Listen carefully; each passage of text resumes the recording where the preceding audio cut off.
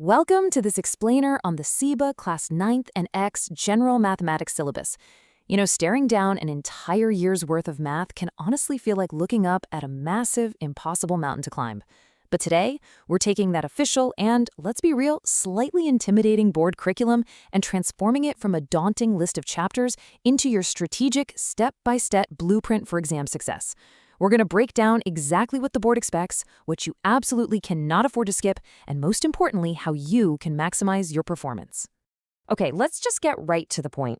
Every student's ultimate goal is mastering the 100-mark evaluation structure, right? That perfect 100 is the summit of our mountain.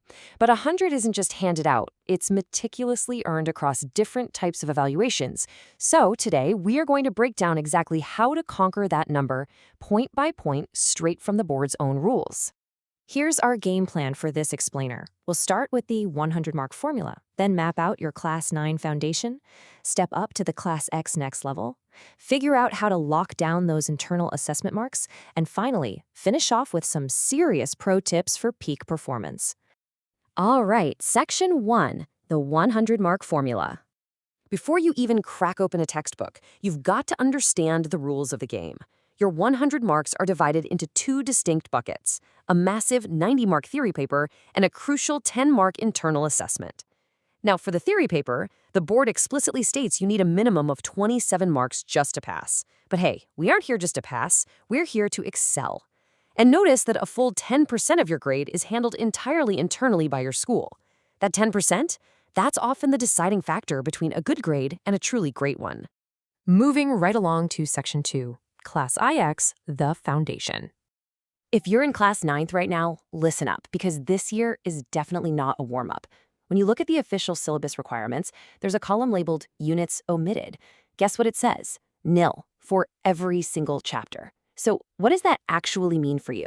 It means absolutely nothing is skipped. You are on the hook for the entire textbook, from the very first revision chapter all the way down to statistics.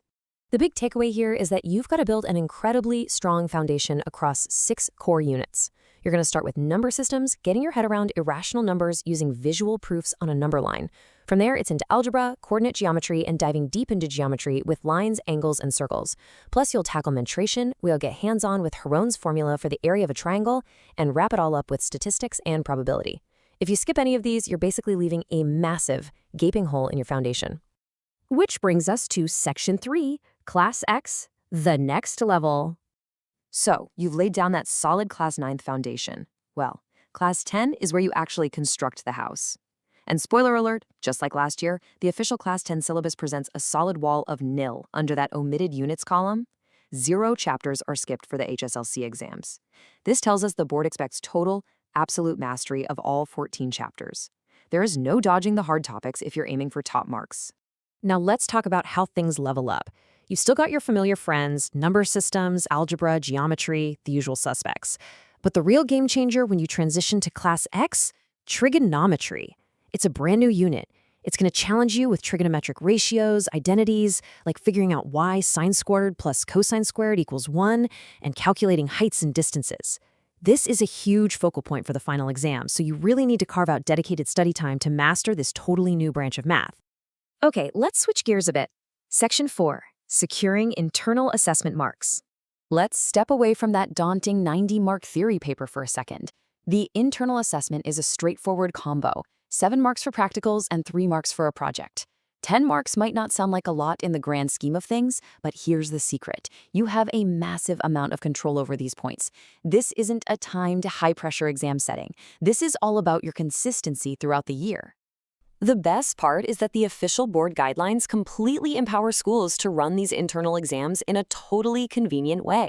The documents literally say that special care should be taken so students can perform 2 activities without the stress of rigid time constraints. I love that. The board actually wants you to deeply understand the math, not just panic while a clock is ticking down.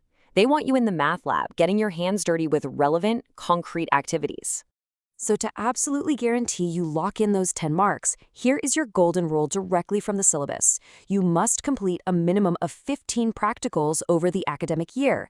Plus, you need to submit at least one project. And the board actually gives some really cool suggestions for these, like exploring the history of geometry or researching the discoveries of famous mathematicians.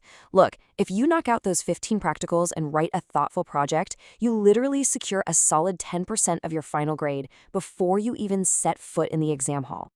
And finally, Section 5, Pro Tips for Peak Performance. Let's talk strategy. We've pulled some highly actionable tips straight from the board's own guidelines to help you maximize your score. The board explicitly states all concepts and identities must be illustrated by situational examples. Meaning, rote memorization is a dead end. When you're explaining an answer, you need to anchor your math with real-world examples.